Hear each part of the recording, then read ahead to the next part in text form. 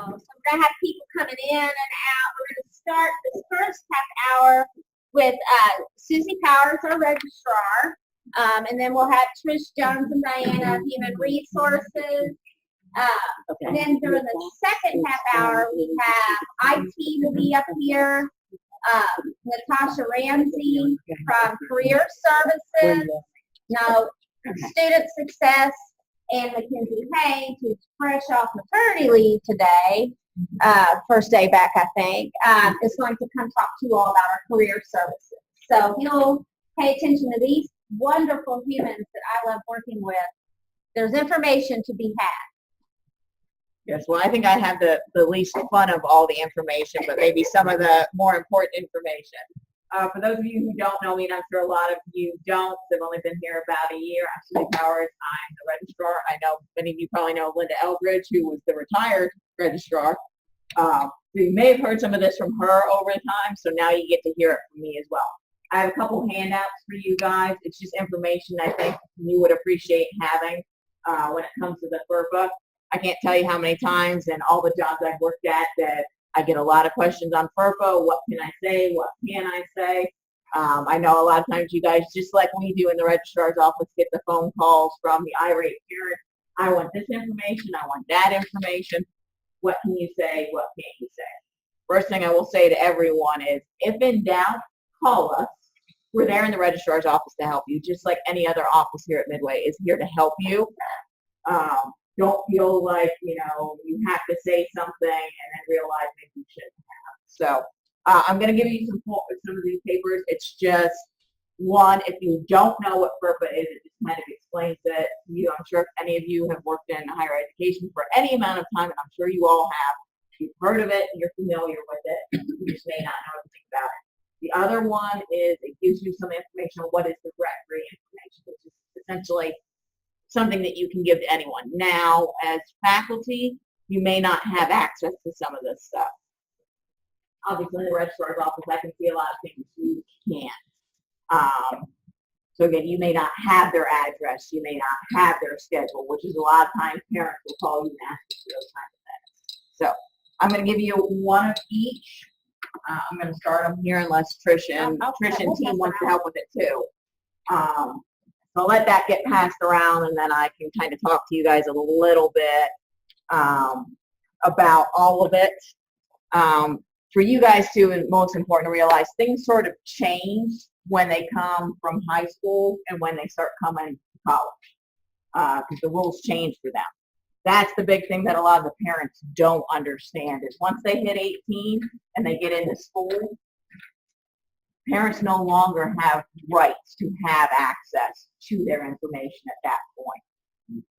We say this, I know admissions pushes this very much here at Midway. If they've got a student coming in and parents want to have access, they want them to do the FERPA release.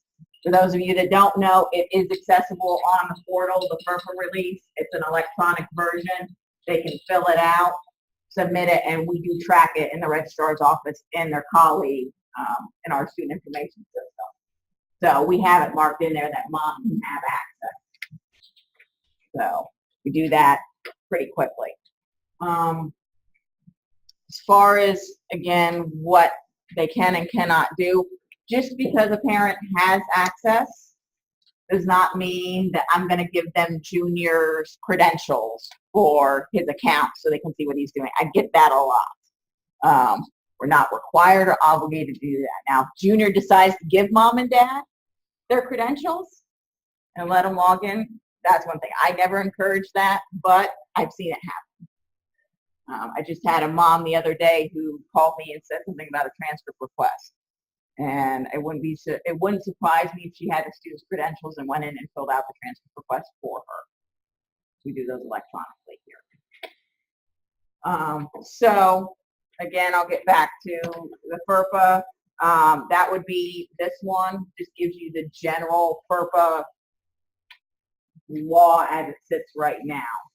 Again, a lot of times these refer to the age of 18, again, because once they're under the age of, while they're under the age of 18, the parents still have the rights and access. So if you're dealing with a high schooler, which you will get occasionally, you get into dual credit students, even they, because a lot of times they are under the age of 18, you may get a parent that will call for that information. In that case, it's a dual credit. If you do have a question, give us a call. But in that case, the parent would have access. The student is under the age of 18.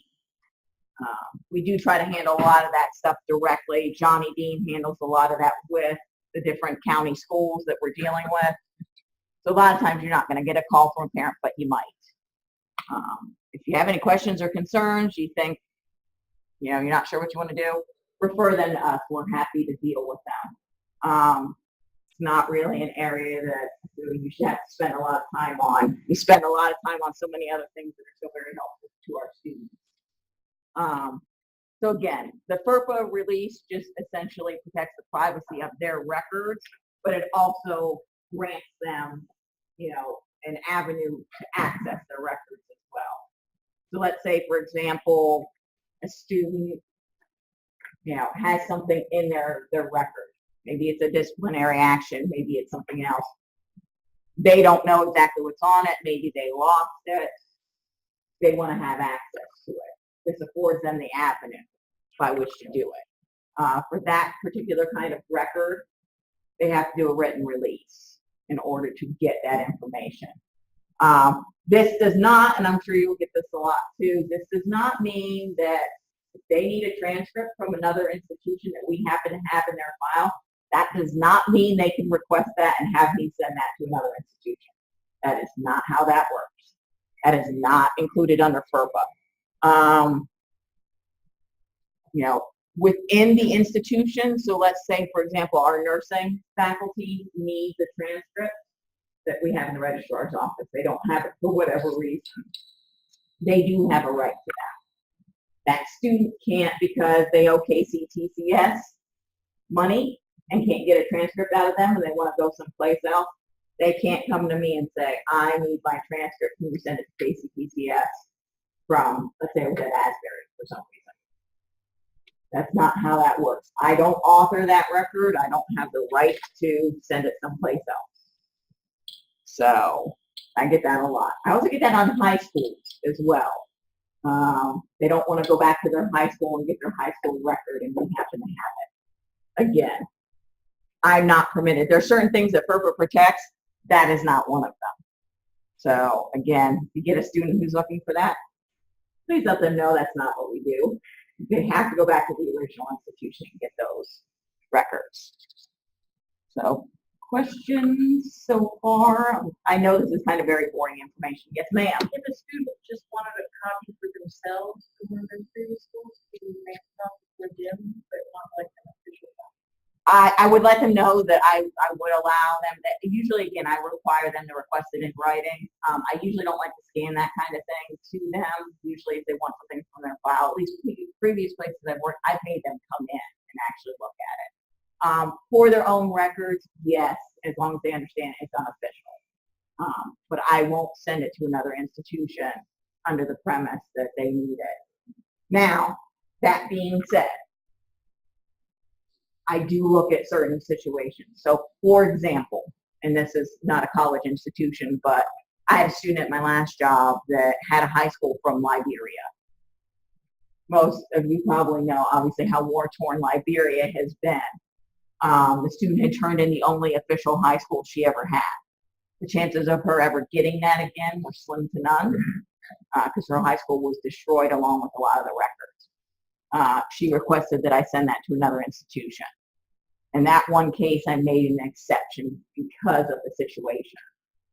It's very rare that I would ever do that, but that was a situation that warranted it. So, but yes, if they wanted it for their own records, another thing I got at my last job a lot was praxis records, old praxis records, because typically the College Board will maybe only keep those records 10 years.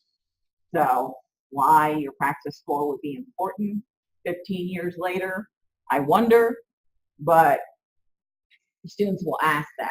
Now, in their cases, I usually would tell them, you can come in and you can look at it. I'm not going to give you a copy, but you can write down what your scores were. Because in most cases, all they wanted to know was what the score was. Yes, sir. What's the university's policy communicating with parents? Well, I mean, again, it depends on the situation with that particular parent. So, again, if a parent calls in and says that they want to speak to you or they want to speak to you about their students' records, the first thing I would say is, do you know if there's a FERPA release on file? If they do not know that, what I would say is tell them, you have to know what's going on with that. Contact us in the registrar's office. We can tell you if they've done that, and then that way you know whether or not you can proceed forward. What about the usual, another institution, case is how is my kid? Again, I would argue because that's dealing with their grades, and that's dealing, again, grades are not something typically that you would just give out, even under a directory information. It doesn't qualify. So if they want to know how they're doing and there's no release on file, you cannot speak to them. I know they don't like to hear that. Who would I have to contact? So what they would need to do is the student themselves would have to initiate, if there's no FERPA release on file, the student would have to initiate that release. It would then come into the registrar's office, and then once that's done, they can say, hey, the student's done it. Can you check and make sure, and then can you speak to me? Is there a counselor or deals with directly students who might be more informed about? The answer is, every single one of the students would have an advisor of some sort. But if you have an advising question, I would say Natasha Ramsey is the Director of Academic Advising. If you have a big question in that realm, or if you're dealing with a difficult parent, even if you told them everything that's right, I know sometimes they will still get upset, and helicopter parents sometimes especially will get very irate. What I would do is, if you're running into a situation like that and they're giving you difficulty, I would refer them to Natasha and let Natasha deal with them. Again, you're limited as to what you can do. Parents sometimes also do not understand the rules and regulations. I can't tell you how many times over the years I've heard, I'm paying their tuition, that means I have the right to their grades and what's going on with them. No, sadly, it doesn't if they're over the age of 18. Again, I know they don't like to hear that, and it puts everybody in a really difficult situation, but the laws are there for a reason. Other questions? Let me just mention a couple of things that are considered directory information. So I gave it to you. It's on this sheet. So, because oftentimes people will ask me, what is directory information? We get a lot of requests through the university for directory information. Student's name. Believe it or not, their address is considered directory information. Telephone listing, their email address, their photograph, which a lot of places now are including as part of their actual records in their student information systems. Date and place of birth, major and field of study, dates of attendance, their grade level, if they're participating in sports, officially recognized activities, weight and height of members of the athletic teams. I'm sure that's probably out on the athletics website. I don't really get into that. Degrees, honors, and awards received. So a lot of times I'll get a request for, did they graduate? Yeah, did they graduate with honors? Those kind of things. Did they get some sort of award? We get that quite a bit. The most recent educational agency or institution attended. So again, they may ask you, did they attend someplace else before they came here? Can't give them too much, but if they ask that, you can tell them. We talk about student ID number as long as it's not tied to their social, which here it's not. So, those kind of things. Questions? And again, a lot of times you may not even have access to some of this as a faculty member. You're not living in and out of colleague, the student information system, like those of us in the registrar's office or admissions office or even in the advising office. So Natasha, for example, might have access to this information. So just kind of giving you an overall layout. So, and I don't want to bore you with this. FERPA is very important. FERPA is important. HIPAA is important. But by the same token, I can spend hours talking about this. I really don't want to. as I say, when in doubt, give us a call in the registrar's office. We're happy to assist you on that front. Like I said, if you're dealing with a parent who is being difficult, and I know that happens, you can also bring in, especially if you're an advisor, if you're advising in any capacity, please bring in Natasha Ramsey. She's happy to help you as well on that front, and she's familiar with all these. Questions? Concerns? List of things you read to us for the student training that we were doing. These are things that a parent can request a school not give out, or I'm trying to read the. So the student does have the option to opt out of directory information. So let's say, for example, the student is trying to get a job, and I get an employer verification. I get a company that's doing a background check to call me. If the student has put in there that they're opting out of directory information, and I don't have some sort of written clearance saying that I can talk to that particular background employment agency, I can't even tell you whether they were here or not. A lot of times I will get requests, for example, again, I'll get employment companies doing background checks. Generally, all they're looking for is the person a student. Under directory information, if they haven't opted out, I can release that without any sort of written request. But if a student has opted out of it for some reason, which they can, by the way, they do have to submit it to us. They can opt out so that we won't even release directory information. So, correct, it is. That one may be somewhat written again, depending on, because they write for obviously your primary schools. They have the law. If it's dealing with the primary schools and they're under the age of 18, it's the parent that has that ability. Once they hit the age of 18, it becomes the student's responsibility. And again, that's a lot of times where you'll run into a lot of rubs with the parents is they don't understand now that the student is 18 is considered an adult, and just because they're paying tuition does not mean they have access to everything. Does that help? Other questions?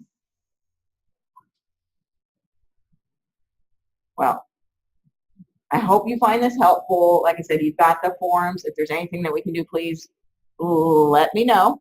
And I know Trish from our HR office has to speak up as well. Recognize some of your faces and some of them I don't. With the adjunct faculty, some of you all are working remote online with the students, and they don't actually get to have opportunities to have face-to-face conversations. So for our group that is remote with us today, welcome, and please be sure that you speak up if you have a question. Jeremy's monitoring back there, so he'll be able to check to see if there are any questions that come in. I'd like to have the opportunity just to spend a few minutes with you all to talk about the human resources function, what we're here for, how we're here to support you all. Diana is the assistant in our office, and for you who visit campus, we are located in Pinkerton Hall on the second floor, available via email, phone. You can come by and see us. You're welcome to stop by and see us if you need to. She is also passing out for you all, and we'll make this available to our online participants. We'll put this up in the portal so you'll have it. One of the big questions that we often get in HR is, when am I going to start getting paid? And so, and that's pretty important because I don't think any of us are doing this for free. So we are going to give you a copy of our payroll calendar, and then it'll be up to you to read your contract that you will receive. And in your contract, it tells you start and stop date of your contract. And so you can probably then take our payroll calendar, and just like our classes start on August the 20th. So you could then take and look at that payroll calendar and say, okay, classes start on August 20th. When is the next payroll after that? And be able to then know when your first paycheck is going to come. It is also critical that if you have a direct deposit change, an address change, a phone number change, all of that information needs to be communicated to us so that we can keep our records up and keep those current as well. Also wanted to speak just briefly, Susie talked about FERPA, and we do a FERPA orientation with all of our new hires when they come in. We talk about FERPA. We also talk about HIPAA. And so just to reiterate what Susie said, it's better to err on the side of caution and not say anything to a parent, particularly if you're not sure of the age of the student. These days you can't tell by looking at somebody how old somebody really is. And so, and I have a 19-year-old who's a freshman, going to be a sophomore at Ball State, so I've learned just not to ask. I've learned to ask him to ask, teaching him those life lessons. So, again, just err on the side of caution. The other thing I want to briefly mention is make sure that you're being cautious and not, the students really like to text. And if you're communicating with your students via text, that could potentially create challenges for you all because that's not done through Midway's system. And we have no way to capture that information. So I encourage you, even though the students have a tendency to want to text, that you really encourage them to communicate with you via your Midway email, not your personal email. That's the other thing that we seem to have a challenge with, is people wanting to use their personal emails to communicate with students, and that really can put yourself in a difficult position because we have no way to support you because we don't have access to your personal email. One of the other things that we're implementing, and you all should have received, what day? Tuesday? Did you send out the email? Diana sent out an email announcing a new process for, and hopefully everybody received it. All of our contracts will now be going electronic, and it will come to you electronically for you to sign your contracts through DocuSign. If you did not receive that email, please contact us because we need to see why you were not included on our email distribution list. But that was sent out on Tuesday. I know that the Academic Affairs Office is now working on our contracts for the fall. So you should be receiving those from their office. You should be receiving those to be able to get and sign your contracts electronically, as opposed to actually having to mail them out and mail them back in. So now that's all going to come out via electronic process. So that's kind of what we have to talk about today. Any general HR questions? Any questions from our online viewers? Anybody have any questions you want to ask while we're here? I'm just kind of there's some form for time cards. No, you do not. That is in there for our staff who we have on staff and students who are student workers who are hourly. We have time card approvals that have to be in. So that will not affect you all at all. Yes. Are the electronic contracts generated by you guys or the department? They're all generated out of the Vice President for Academic Affairs office. So they will all be generated out, and they should come to you for electronic signature from her new administrative assistant, Christina Hayes. So those should all come to you from her. I'll get a copy. Pardon? Do you get a copy for it? I don't. What do you mean, do we get a copy? Well, HR has a file on everything. Right. Yes, we You do get a copy. Yes, we do get a copy. That's the only way we know to pay you all. Is we do get a copy in those, and we keep those on file. Yes. More than one deposit. In terms of the documentation, yes, they have their file that they keep for purposes of the classes that you're teaching, and then we have it on our side for purposes of payment. Any other HR questions that we can answer? There was also an email that I sent out this morning. We have a new employee handbook. So everybody should now have an electronic link to that employee handbook. I need you to go ahead and make sure that you read back through that handbook because those are the policies and procedures that you are held accountable to. There are now new links in there that go to the adjunct resource manual that's now available. And then there are also forms in there available if you all needed any forms, address change forms, some of those things you're going to see access to those on our portal as well. So, yes. I'm sorry, one more question. Nevertheless, one is city of Midway going to raise taxes. I have no idea. Can explain the Midway college or the city taxes the college. Okay, so the way that the local taxes work is that we, obviously you pay your federal and your state taxes.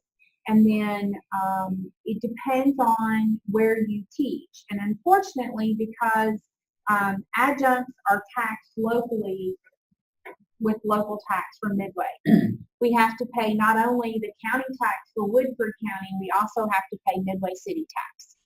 Unfortunately, I don't set those tax rates. But I will tell you that we have now, when you're interviewing, and I'll make sure that the Academic Affairs Office also shares that, because we have tried really hard over the last several years to make sure that we are telling candidates that before you come in, you're going to know that there's going to be a 3.5% coming out of the paycheck. So unfortunately, I have no control over that, but that's the. Is it going to go up? You'll have to check with the city. I have no way to know that. I think there's a vote on it. That is something you'll I have see to the check. sign saying. You'll have to check with them. Oh. They are. Back to school. Yeah, no, that's something we didn't know. Yes. Is there a place where we can go online Your pay stubs? Yes, everybody should receive when you are hired, and we put all of your payroll information in. Everyone receives an email from Paycom. Our payroll system is Paycom, and the easiest way for you to use that now, we typically send out notifications via email. So it's very, very important, even if you're not teaching in a semester, that you check your Midway email account, because we don't deactivate those any longer if you're not teaching. So it's really important that you check that, because that's how we keep you all apprised of changes that we're making. And so to answer your question, the easiest way to access your payroll information now is to go to the mymidway.edu portal. And on there, on the left-hand side under bookmarks, is a link that says payroll system. If you click on that, it is now single sign-on, so you don't have to remember the Paycom login. You just log in with your Midway credentials, and it will take you automatically to the screen that shows where your payroll information is. That'll show you your pay stubs. It'll show you your tax information, what you're currently taking out. So that's how you access that. Mm-hmm. And it's easier now that we've gone single sign-on. You don't have to remember another login. So, other questions for us? Again, Diana and I are available via phone, via email, on campus, whatever. We're here to support you all in the valuable work that you do every day. So we appreciate that. Any other questions? Nothing from online? Okay, good. All right. Thank you, Thanks. guys. Thank you, Susie. All right, so for our next set of info, we have Salisha here from IT. Then we'll have Natasha Ramsey from Student Success, and Mackenzie Page from Career Services, and they're located back there. So you're on, Sala. Good morning, everybody. Getting closer to lunch, so we'll make it brief. At least from my side, I'm not sure. I'm going to talk to you a little bit about technology. I'm not going to take a lot of your time. Anytime trying to support you during your teaching at Midway University in the technology area. So if you need any help, remember help@midway.edu. Anytime you need anything. Also, you want to write my phone number? You can call me if you don't receive support within reasonable time. Give me a call. My phone number is 618-924-2030. So if you submitted a ticket and you didn't respond, and nobody responded with you within 24 hours, let me know, and I'll make sure you get help. Okay. How many of you teachers in the evening? in the evening after 5 o'clock. Some of you, yes. So that's probably, we have help support. I mean, we watch the tickets all the time. So if somebody's here, somebody will respond. If not, first thing in the morning. So if you see it, a machine is not working, the projector is not working, send us that ticket. We'll take care of it in the next morning. Make sure it doesn't happen to you in the next class period. Okay. Other than that, I'm open for questions. Yes. I have one. So this will be my second year, and my only issue is there any way of getting out everybody if you take things apart, disconnect in the classroom, reconnect it? Like I go in to start to teach, and I'm like, oh, you know, I mean, I'm even have kids out there. How can we figure this out? I mean, things are disconnected. Sometimes are out of the wall, sometimes are out of the machine. It's cool. They're going to do what they're going to do, but is there any way of getting that out to everybody? I ran into it so many times. I understand. We got frustrated when we discussed it in an IT meeting. I will send an email, or some of it comes from sometimes internally, AFDI, our maintenance people, sometimes they do that. Sometimes another faculty that they do that. I will send an email. But if you see it, let me know so I will know who did it before, so I can talk to them. Right. But also I will send an email to all. It's not, you know, the teacher before me may not use it. I mean, I have the same classrooms, and I know who uses it and who doesn't. But all I'm saying is, I found it. I can take more than both hands. How many times I spent 10 minutes trying to put wires to get it rebooted up and all that, or I could. So, anyways, that's it. I will promise you, I'll send an email. I'll make it clear as much as I can. Thank you. And also, what we're doing in the fall, we get a couple of student workers help us. We'll send them every 2-3 days to look at all those classes to make sure things are working, just to be preventive instead of waiting for something to happen. We'll hope we'll reduce it this time. You're welcome. Well, I was having the same problem, but my question is there any person or somebody who is in the building to fix it immediately instead of sometimes, well, I know an IT person and I'm happy to help fix it. Is there any person in the building who can help us with that? Unfortunately not. We are a very small IT team, I think 5-6 people. But if you give us anybody here, we'll come immediately. If we know it's teaching, we jump, we become priority number one because this is something to do with students. So we'll try to be there as fast as we can.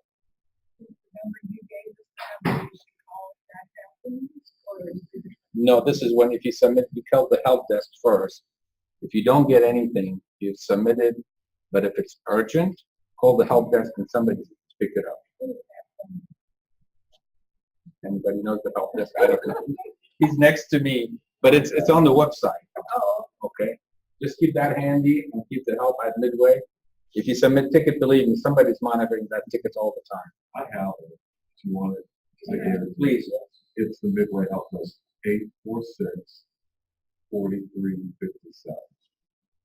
Submitting a ticket is even better. The reason is because not one person watches. All of us watch the tickets. If something comes in and we see it, we can jump within 5 minutes. We'll see it.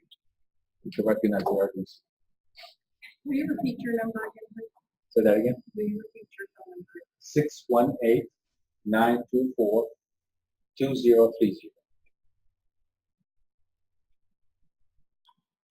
Any other questions, concerns, especially the people who talked before? Try to make it as easy as possible, but I know technology is here a long time ago, so I know sometimes it doesn't work as we plan it, but we'll do our best. The last thing I would say is, you have a Midway email, just like Chris said, please use it. Be careful from the phishing as much as you can. You know what I'm talking about, phishing? People send you to press on this, put your user's ID and password. Please be as careful as possible. We are turning on multi-factor authentication, but we're not going to do it for the adjunct faculty yet. That's where any device, any new device you sign in, send you a text to your phone to make sure you put it, just like the banks. But we're not doing it to the adjunct faculty yet.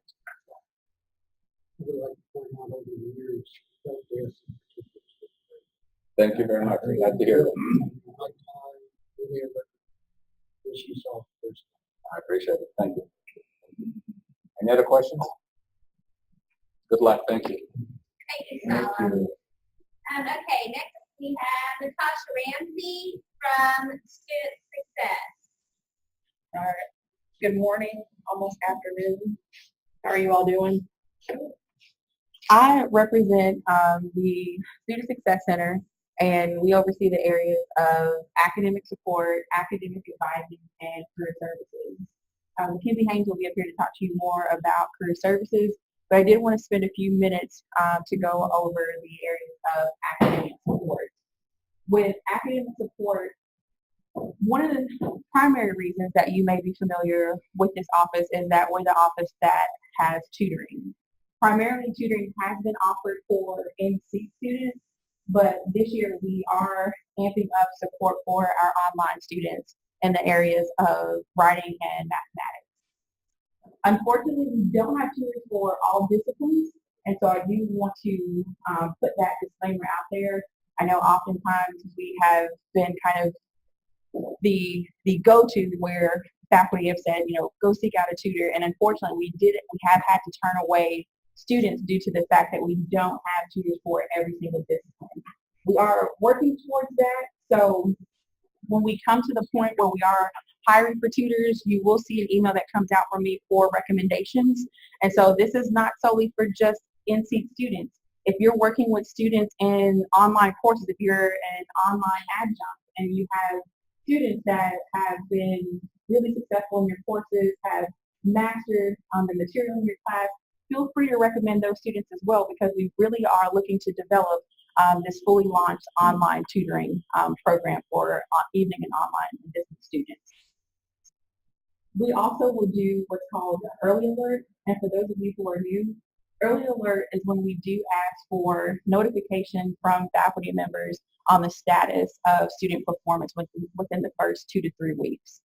This way, we're not waiting until midterm to hear how students are doing, and we can be proactive in regard to how students are being successful in your courses. And so what you'll see on the early alert form is that we are asking that there is initial contact that is made by the professor, so that would be the first attempt.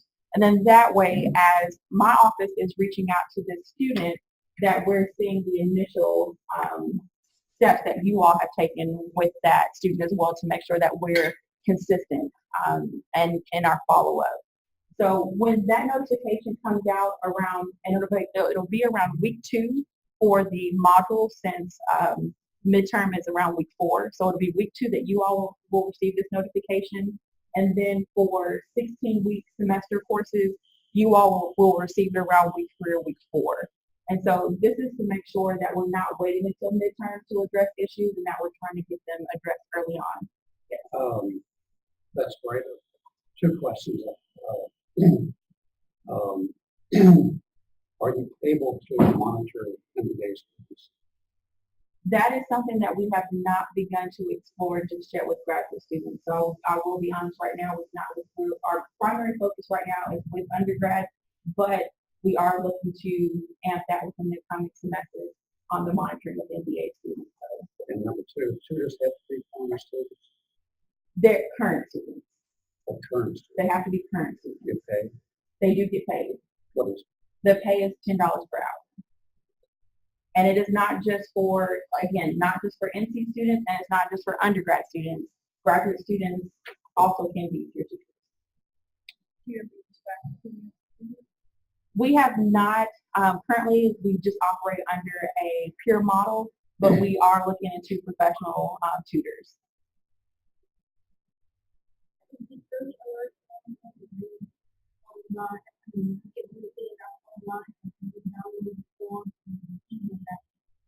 You will fill it out online, so it's a notification system that will be happening through. Many of you who may have filled it out before have done it through portal. It will now be done through our SharePoint database. So you will be able to continuously go back and update this form, and you can bookmark this form as well. It'll be a lot more streamlined in its process. And then another thing is that there will be, so you can indicate if you want follow-up. I will say that follow-up is relative. So if there are issues that come up in our conversation due to FERPA, there are things that I won't be able to talk back to you all about but if you do require or request a follow-up on whether or not the student has reached out, I would be able to do that.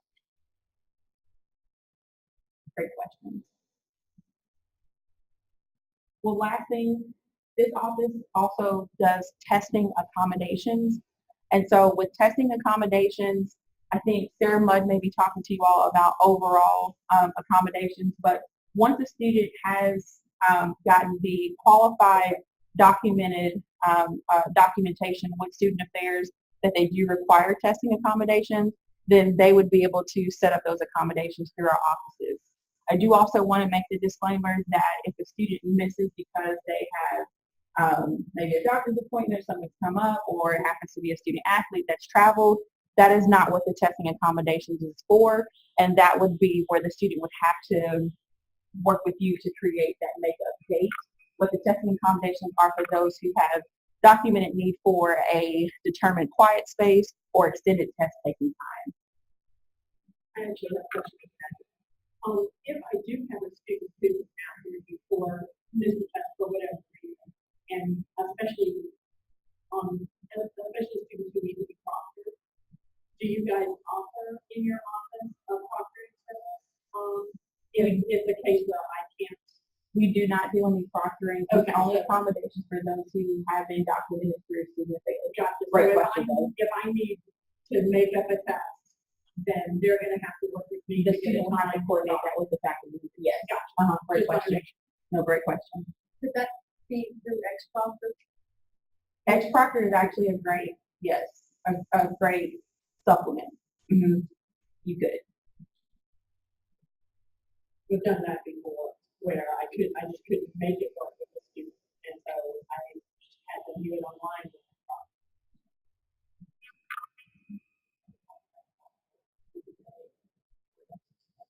Any other questions? If not, my direct line is 859-846-6227. And then also you can reach me through the directory if you have any questions. We're here to help. I will now turn it over to our Director of Career Services. Hi, everybody. I saw the food come in. Don't worry. I saw it come in. I know it's here. So I just wanted to quickly run through some information with you about the Career Service Center. Just curious, when you all were going through your programs, how many of you all used a Career Service Center? One. Cool. Okay, great.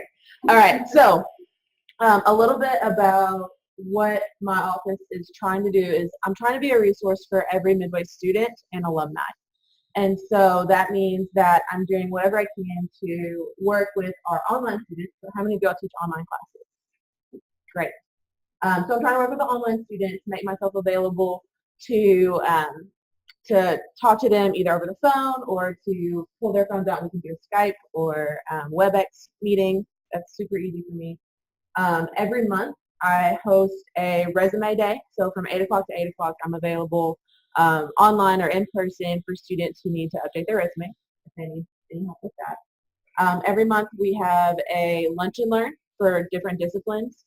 And so that's going to be something that will be happening in person, as well as we'll have some time that will go live for online students, and that'll be recorded where students can access that information. Whatever professional comes in, I'll be asking them some questions, and we'll make sure we put it up online for different disciplines. So that's something that will be available.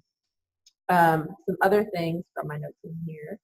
I send out weekly emails with job opportunities, so different employers in the area, across the state, across the country, reach out to my office, and then I compile those together. I keep them in an online site, and it is housed in a site called Purple Briefcase.